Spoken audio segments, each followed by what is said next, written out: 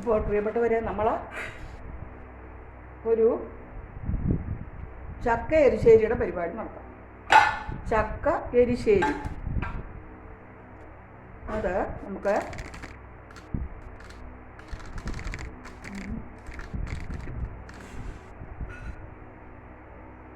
അപ്പോൾ ചക്ക ചെറിയ കഷ്ണങ്ങളാക്കി നോക്കി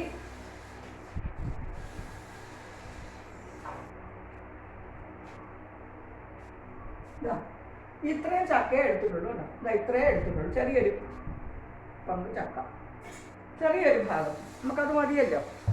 ഓരോരുത്തരും അവരവരുടെ വീട്ടിൻ്റെ ആവശ്യത്തിന് എടുക്കുക. നമുക്കത് മതിയല്ലോ. അതെന്നിട്ട് ചക്കച്ചുള, ചോള, കുരു, ചക്കക്കുരു, ചോളയെല്ലാം കൂടെ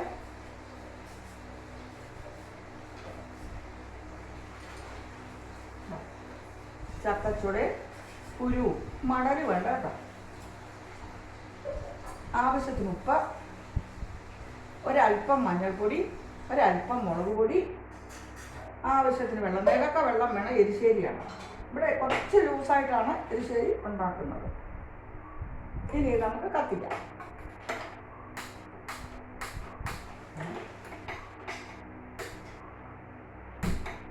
കത്തിച്ചു അടയ്ക്കാം. അപ്പോൾ ചക്ക ഒരു തുണ്ടി ചക്ക ചകണിയെല്ലാം കളഞ്ഞ് അരിയുന്നതിനൊക്കെ ഒരു പ്രത്യേകത ഉണ്ട്. കുരുക്കുരു പോലല്ല എരിശ്ശേരിക്ക് അരിഞ്ഞു. ചക്കക്കുരു ചക്കയും കൂടെ അങ്ങനെ അരിഞ്ഞ് നിലക്ക വെള്ളം ഒഴിച്ച് ഉപ്പും മഞ്ഞൾപ്പൊടി ആവശ്യത്തിനിട്ട് ഗ്യാസ് കത്തിച്ചു. കുക്കറിൽ വെച്ച് നമ്മൾ ഒരു 2 സ്റ്റീം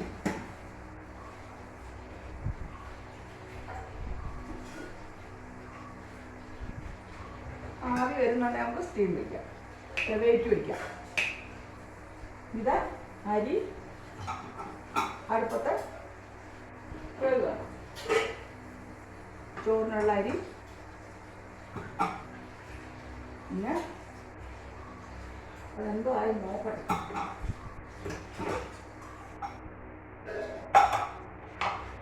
അത് നമുക്ക് നോക്കാം എന്തായാലും.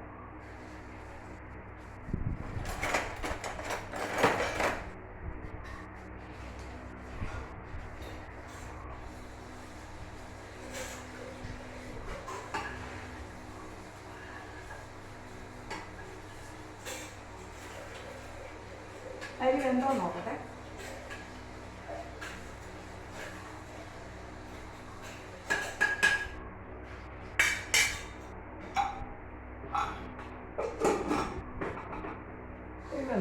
ഒരു 5 മിനിറ്റ് കഴിഞ്ഞ് നമുക്ക് ഊറ്റാം.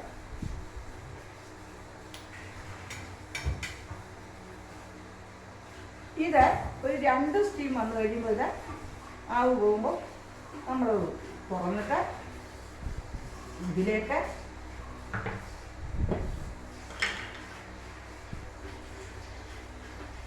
ജീരകവും വെളുത്തുള്ളി, ഒരു അല്ലി വെളുത്തുള്ളി, ഒരു നുള്ളു ജീരകം, ഒരു മൂടിയുടെ കുറച്ച് കുറവ് നാളികേരം അരച്ചിട്ട് ഇതിലേക്ക് കലക്കണം. ഒന്ന് ഉടച്ചിട്ട് കലക്കണം. കലക്കിയിട്ട് നമ്മൾ ചെറുതായിട്ടൊന്ന് ചൂടാകുമ്പോൾ തിളക്കരുത്, ഓഫാക്കണം. അതിനുശേഷം നമ്മൾ കുറച്ച് നാളികേരം,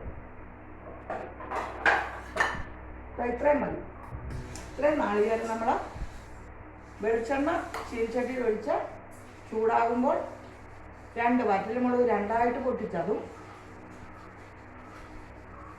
ഒരു പിടി കടുകും, നല്ലോണം പൊട്ടും കറിവേപ്പില ആവശ്യത്തിനിട്ട്, കറിവേപ്പില കൂടുതലിടണം, കറിവേപ്പില ആവശ്യത്തിനിട്ട് അത് പൊട്ടുമ്പോൾ ഈ നാളികേരം നമ്മൾ അതിലേക്കിട്ട് ചുവക്ക വറുത്തെടുക്കണം. ചുമക്കണം, ചുവപ്പ് നിറമാകണം, കരിയരുത്. ചുവക്കൊരു ബ്രൗൺ ഒരു ഗോൾഡൻ നിറമാകുമ്പോൾ നമ്മളതിനെ വാങ്ങിയിട്ട് ഈ കുക്ക് ചെയ്ത് വെച്ചിരിക്കുന്ന എരിശ്ശേരിയിലേക്ക് അത് ഒഴിക്കുക. ഒഴിച്ചു കഴിഞ്ഞാൽ പിന്നെ അത് ഇളക്കൊന്നും വേണ്ട, മുകളിൽ ആ വറവ് കിടക്കണം. ഇങ്ങനെ ചെയ്തു വരുമ്പോൾ ചിലർ കട്ടിയായിട്ട് എരിശ്ശേരി വയ്ക്കും. ഞാൻ കട്ടിയായിട്ടല്ല വയ്ക്കുന്നത്, എന്നിട്ട് ഒഴിച്ച് കഴിക്കുന്ന കറിയാണ്. ഒരുപാട് വെള്ളവും ആകരുത്, കോരി എടുത്ത് ഒഴിക്കണം. ആ പാകമായിരിക്കണം എരിശ്ശേരി. കുക്കിങ് ഒരു കലയാണ്, എല്ലാത്തിനും ഉണ്ട് അതിൻ്റേതായ, അത് സമയമെടുത്ത് വൃത്തിയായിട്ട് ചെയ്താലേ അതിന് രുചി വരുള്ളൂ. പിന്നെ അതങ്ങനെ ഞാൻ എത്ര തിരക്കി പോയാലും കുക്കിങ്ങിൽ ഒരു തിരക്ക് പിടിപ്പില്ല. കാരണം നമ്മൾ 1 വെച്ചാൽ മതി, 2 4 പകരം അത് ചെയ്യുന്ന വൃത്തിയായിട്ട് ചെയ്യണം. അതിനുവേണ്ടി നിങ്ങളോട് ഞാൻ പ്രത്യേകം നിർദ്ദേശം തരികയാണ്, അതൊക്കെ നിങ്ങൾ കെയർഫുള്ളായിട്ട് ചെയ്യണം. എന്നിട്ട്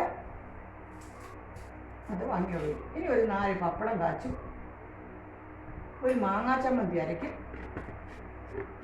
പിന്നെ ഒന്നും വേണ്ട, കുറച്ച് ചീര നമ്മുടേത് പൊട്ടിച്ചുകൊണ്ട് വെച്ചിട്ടുണ്ട്, അത് 3-4 ദിവസമായി. ഇനി കുറച്ച് മുളപ്പിച്ച ചീരയും അവിടെ ഉണ്ട്. അതിനെന്തോ ഒരു പേരൊക്കെ ഉണ്ടല്ലോ. ഇനി നമ്മൾ ചെറുപയറ് കടലയൊക്കെ മുളപ്പിച്ച് പാകിയിട്ട് അത് കുറച്ചൊന്നും ഇത്ര വലിപ്പമായതുണ്ട്. ഞാൻ വെള്ളം നനയ്ക്കുമ്പോൾ നിങ്ങൾ കണ്ടിട്ടില്ലേ അത്, അതും കൂടെ കട്ട് ചെയ്തിട്ട് ഒരു തോരൻ വയ്ക്കണമെന്നുണ്ട്. ഒരു പക്ഷേ വേണ്ട, ഈ എരിശ്ശേരി പപ്പടവും നല്ലൊരു മാങ്ങാ ചമ്മന്തി ആയാൽ നമുക്ക് കുശാലായിട്ട് ഉണ്ണാം. സംഭാരം ഇഷ്ടംപോലെ എന്നും കലക്കി വയ്ക്കും. അപ്പോൾ അത് കാരണം കൊണ്ട് അത്രയും മതി. ഈ ചൂട് കാലത്ത് ഒരുപാടൊക്കെ എന്തിനാണ്. ഇത് ഒന്ന് സ്റ്റീം വരട്ടെ. സ്റ്റീം വരുമ്പോൾ നമ്മൾ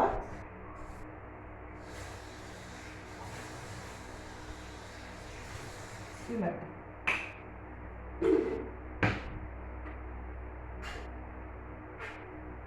രാവിലെ നമ്മൾ ഇഡലി, മുളക് ചട്നി, മുളക്, ഉള്ളി, ഇഞ്ചി, ഇത്തിരി നാരങ്ങായും കറിവേപ്പില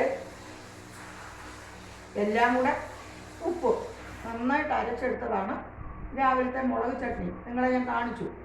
പിന്നെ എനിക്ക് ഓട്സിൻ്റെ ദോശയുമായിരുന്നു. അത് കഴിഞ്ഞപ്പോൾ വൈകിട്ടത്തേക്കുള്ള കാര്യങ്ങൾ, ഉച്ചക്കത്തേക്കുള്ള കാര്യങ്ങൾ ഇനി വൈകിട്ട് എന്താണെന്നുള്ളത് വൈകിട്ട് അല്ലേ.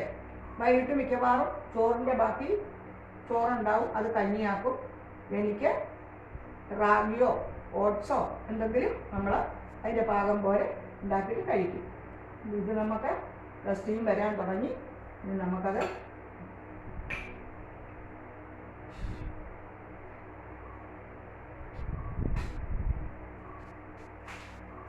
പച്ചമാങ്ങ ചമ്മന്തി അരിക്കുന്നത്.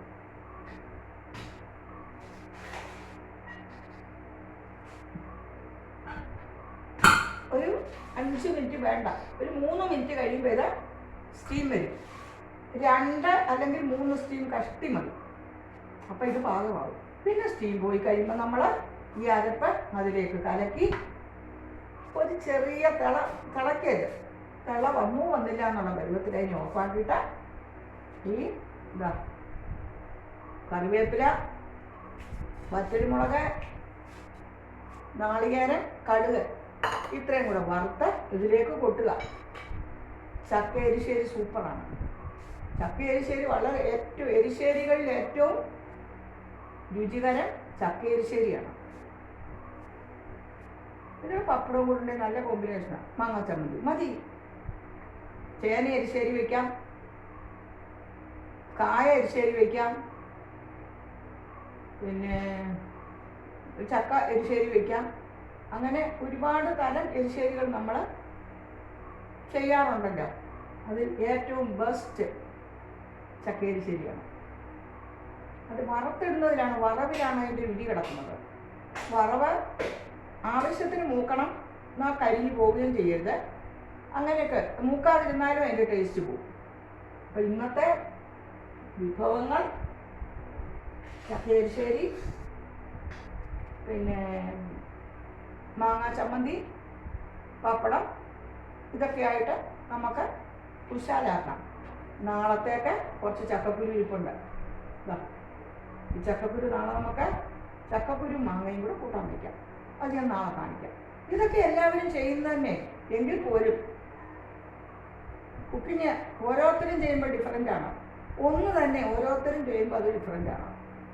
ഓരോരുത്തരുടെയും പാചകത്തിൻ്റെ അഭിരുചിയും അഭിനിവേശമൊക്കെ നമുക്ക് മനസ്സിലാക്കാമല്ലേ.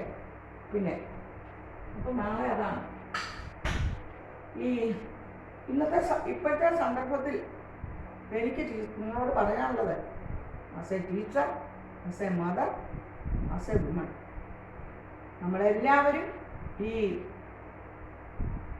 ലഹരിക്ക് എതിരായിട്ട് പോരാടാൻ ശ്രമിക്കണം. നമ്മൾ കുട്ടികളെയൊക്കെ പ്രത്യേകം ശ്രദ്ധിക്കണം. ഒരു അഡോളസെന്റ് സ്റ്റേജ് എന്ന് പറഞ്ഞാൽ കുട്ടികൾ ഏതിലേക്കും വഴിതിരിയാനുള്ള ഒരു പ്രായമാണ്. അതുകൊണ്ട് കുട്ടികളുടെ മേൽ നമുക്ക് എപ്പോഴും ഒരു ജാഗ്രത ഉണ്ടാകണം. പ്രത്യേകിച്ചും അമ്മമാരാണ് അവരുടെ കൂടെ കൂടുതലും. അധ്യാപകരും അമ്മമാരും പിന്നെ മാതാപിതാക്കളോ എല്ലാവരും തന്നെ, ബന്ധുക്കളെല്ലാവരും തന്നെ. സമൂഹത്തിന് ഇതിൽ വലിയൊരു സ്ഥാനമുണ്ട്. നമ്മുടെ രാജ്യം ലഹരിയിൽ മുങ്ങി കിടക്കുകയാണ്. നമ്മുടെ ചെറുപ്പക്കാരെല്ലാം ലഹരിക്ക് അടിമയാണ്. എല്ലാവരും എന്ന് പറഞ്ഞാൽ 100% അല്ല പറയുന്നത്, ഒരു വിഭാഗം. ആ ഒരു വിഭാഗം മതി ബാക്കിയുള്ളവരും കൂടി നശിപ്പിക്കാൻ. അതുകൊണ്ട് നിങ്ങളെല്ലാവരും വളരെ ശ്രദ്ധിക്കുക. ഇത് ഗവൺമെൻറ്റിനോടൊപ്പം പോലീസ് ഡിപ്പാർട്ട്മെൻറ്റിനോടൊപ്പം നമ്മൾ സമൂഹവും കൈകോർത്തേ മതിയാവൂ. ഇനിയും നമ്മുടെ അലംഭാവം വിചാരിച്ചാൽ നമ്മുടെ നാടില്ലാതാകും. ഒരുപാട് അശുഭകരമായ വാർത്തകൾ അനുദിനം നമ്മൾ കേട്ടുകൊണ്ടിരിക്കുക അല്ലേ. അപ്പോൾ അതുകൊണ്ട് നിങ്ങളെല്ലാവരും അതിനൊക്കെ എതിരായിട്ട് പ്രതികരിക്കണം. നമ്മുടെ യുവതലമുറയെ, വളർന്നു വരുന്ന തലമുറകളാണ് ഇനി നമ്മുടെ രാജ്യത്തിൻ്റെ സമ്പത്ത്. അത് വിപത്തായി മാറാതിരിക്കാനുള്ള എല്ലാ മുൻകരുതലുകളും നിങ്ങളും എടുക്കണം. ഇത് നമുക്കിനി ഒരു 3 സ്റ്റീം, 2 കഷ്ടി 3 സ്റ്റീം വരുമ്പോൾ ഓഫാക്കി ഈ അരമ്പും ചേർത്ത് നമുക്ക് പാകത്തിനുള്ള ഗ്രേവിയായിട്ട് കടുക് താളിച്ച്, കടുക് താളിക്കാൻ മീൻസ് നാളികേരം വറുത്തിടണം.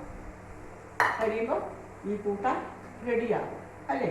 അപ്പോൾ അത് നമുക്ക് നോക്കാം.